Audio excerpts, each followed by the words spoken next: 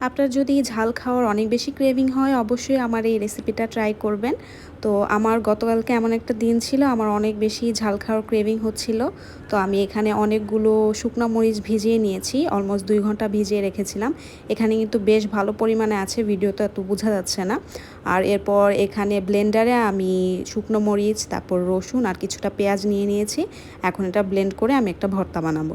But এটা আসলে পাটায় বেটে করলে ভালো হয়। আর আমার পক্ষে তো সম্ভব না পাটাতে বেটে এটা করা, তো আমি ব্লেন্ডারেই করে নিয়েছি, যার কারণে মরিচের বিচিগুলো একটু আস্তে আস্তে ছিল। তো যাই হোক, ব্যাপার না। আর এখানে আমি কিছুটা রসুন আলাদা করে নিয়েছিলাম, তো সেটা আমি হামানদিস্তায় একটু থেতো করে নিয়েছি। আর এই তো আমার রসুন, মরিচ আর পেঁয়াজের পেস্ট কিন্তু রেডি। এখানে পেঁয়াজের পরিমাণটা একটু বাড়িয়ে দিয়েছি, এতে করে দেখা যায় যে ঝালটা একটু কম লাগে। আর আমার যে মরিচগুলো ছিল বেশ ভালোই ঝাল ছিল। তারপর এখানে একটা ফ্রাই প্যানে বেশ ভালো পরিমাণে আমি তেল নিয়ে নিয়েছি, আর প্রথমে থেতো করার যে রসুনটা এটাকে একটু ভেজে নেব। তো এটা ভেজে নিলে ফ্লেভারটা খুব ভালো আসে। এরপরে আমি যে আমার রেডি করা পেস্টটা ওটা পুরোটা দিয়ে দিলাম। তারপরে এটা আস্তে আস্তে আর কি একটু বাগার দেওয়া বা ভেজে নেওয়া।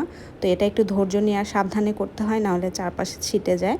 তো অনেকক্ষণ লাগিয়ে আমি এই ভর্তাটা বানিয়েছি, আর ভর্তাটা আসলে বেশ ভালো হয়েছিল। একটু ঝাল বেশি হয়েছিল, বাট আমার বেশ ভালোই লেগেছে। যারা ঝাল খেতে ভালোবাসেন তারা অবশ্যই একবার হলে এই রসুন আর মরিচের ভর্তাটা ট্রাই করে দেখবেন। আল্লাহ হাফেজ।